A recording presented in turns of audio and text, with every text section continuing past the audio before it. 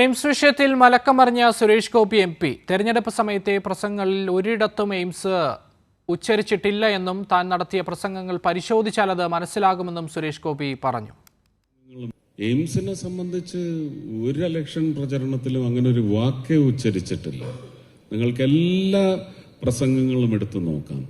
AIIMS അതിനുശേഷം മാത്രമാണ് തൃശ്ശൂർ യോഗ്യമാണെന്ന് പറയുന്നത്. ആ പറയുന്ന സമൂഹത്തിന്റെ കൂടെ ഞാനുമുണ്ട്.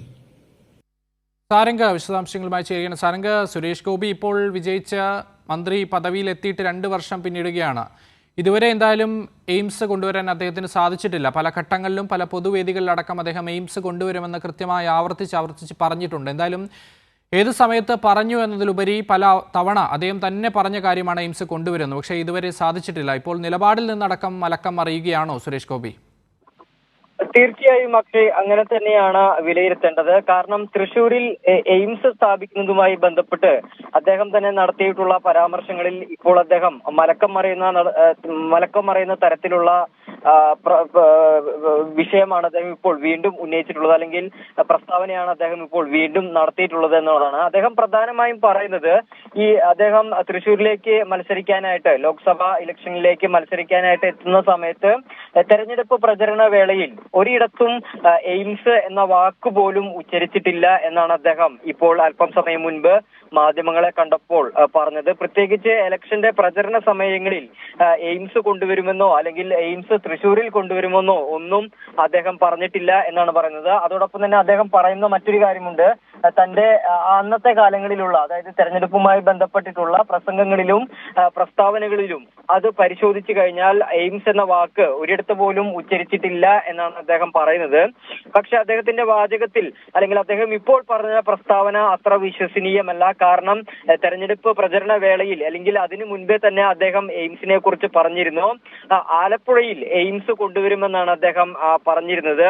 ചില രാഷ്ട്രീയ തകരാറുകൾ സംഭവിച്ചത് കൊണ്ട് തന്നെ ആലപ്പുഴയിൽ എയിംസ് കൊണ്ടുവരണമെന്നാണ് താൻ ആഗ്രഹിക്കുന്നത് എന്ന് അദ്ദേഹം ഒരിക്കൽ പറഞ്ഞിട്ടുണ്ട്. അത് അദ്ദേഹത്തിന്റെ തന്നെ പ്രസംഗങ്ങൾ പരിശോധിച്ചാൽ, അല്ലെങ്കിൽ പ്രസ്താവനകൾ പരിശോധിച്ചു കഴിഞ്ഞാൽ മനസ്സിലാക്കാവുന്നതേ ഉള്ളൂ. അതോടൊപ്പം തന്നെ അതിനു മുന്നേ തന്നെ മറ്റൊരു കാര്യം കൂടി വ്യക്തമായി പരിശോധിച്ചു പോകേണ്ടതുണ്ട്. അദ്ദേഹം ഒരു വിവാദ പരാമർശം എയിംസുമായി ബന്ധപ്പെട്ട് നടത്തിയിരുന്നു. എയിംസ് വരും കേട്ടോ മറ്റേ മോനെ എന്നൊരു പ്രസ്താവന അദ്ദേഹം ഒരിക്കൽ നടത്തിയത് വലിയ വിവാദമായിരുന്നു.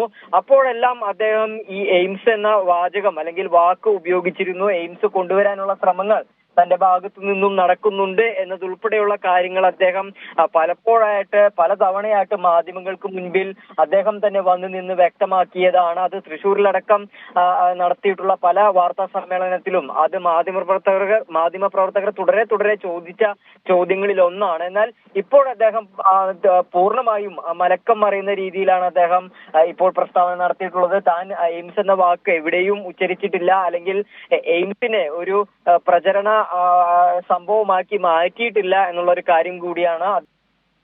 ശരി, സാരംഗാണ് വിവരങ്ങൾ നൽകിയത്.